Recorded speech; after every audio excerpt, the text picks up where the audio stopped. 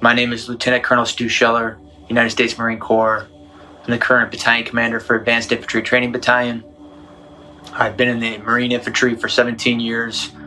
Started my tour with Victor 1-8. It's the current unit that's doing perimeter security, dealing with the mess that's going on there. You can see open source reporting that there was an explosion and some people were killed. I know through my inside channels that one of those people that were killed was someone that I have a personal relationship with. We won't go into more details because the families are still being notified. Not making this video because it's potentially an emotional time.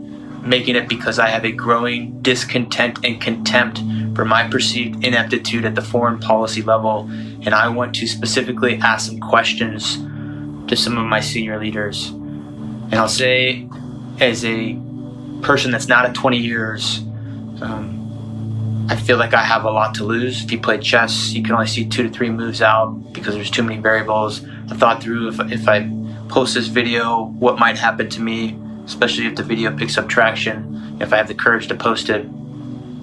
But I think what you believe in can only be defined by what you're willing to risk.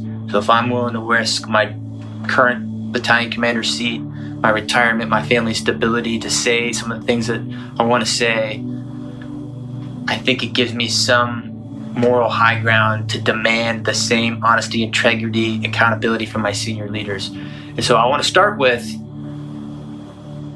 we'll just use the Marine Corps.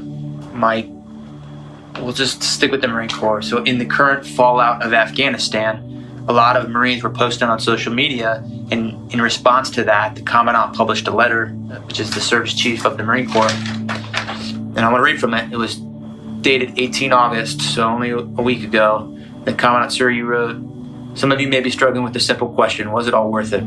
We want you to know that your service is meaningful, powerful, and important. You fought for the Marine to your left and the Marine to your right. You never let them down."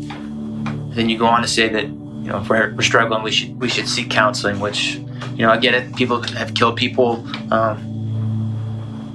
I've killed people, and I seek counseling, and that's fine. There's a time and place for that. But the reason people are so upset on social media right now is not because the Marine on the battlefield let someone down. That service member has always rose to the occasion and done extraordinary things.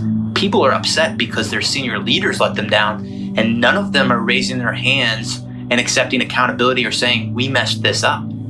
If an 05 battalion commander has the simplest live fire incident EO complaint, boom, fired. But we have a Secretary of Defense that testified to Congress in May that the Afghan National Security Force could withstand the Taliban advance. We have chairmen of Joint Chief, who the Commandant is a member of that, who's supposed to advise on military policy. We have a Marine combatant commander. All of these people are supposed to advise, and I'm not saying we've got to be in Afghanistan forever, but I am saying, did any of you throw your rank on the table and say, hey, it's a bad idea to evacuate Bagram Airfield, the strategic air base, before we evacuate everyone? Did anyone do that? And when you didn't think to do that, did anyone raise their hand and say, we completely messed this up? I've got battalion commander friends right now that are posting similar things, and they're saying, wondering if all the lives were lost and if it was in vain, all those people that we've lost over the last 20 years. And he goes on to say that we're all part of a chain.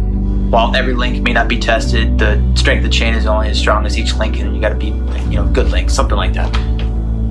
And what I'll say is, and from my position, potentially all those people did die in vain if we don't have senior leaders that own up and raise their hand and say, we did not do this well in the end.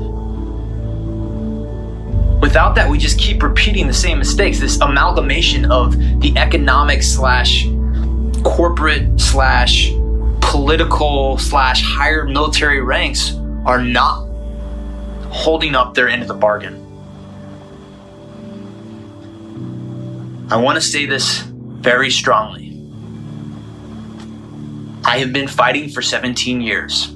I am willing to throw it all away to say to my senior leaders, I demand accountability.